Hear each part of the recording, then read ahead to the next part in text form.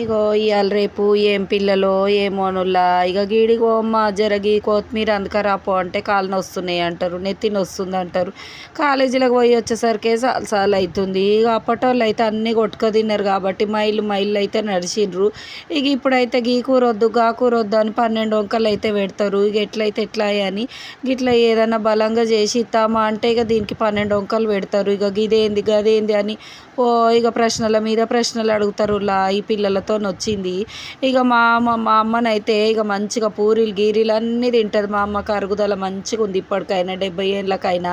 ఇక ఇవాళ రేపు ఈ వయసు పోరలు అయితే ఇక ఆయిల్ ఫుడ్ నాకు కడుపున వస్తుంది, నెత్తిన వస్తుంది, గ్యాస్ అవుతుందని గిట్లా సుతారాలు అయితే పడతారు. ఇక ఇప్పుడే గిట్లా అంటే ఇక ముందుగాల వీళ్ళు ఏం పనులు చేస్తారో ఎట్లా బలంగా ఉంటారో ఏమో. ఇక ఇదైతే చేసి ఇస్తున్నా. ఇక దీనికి ఎన్ని వంకలు పెడతారో ఇక చూడాలి.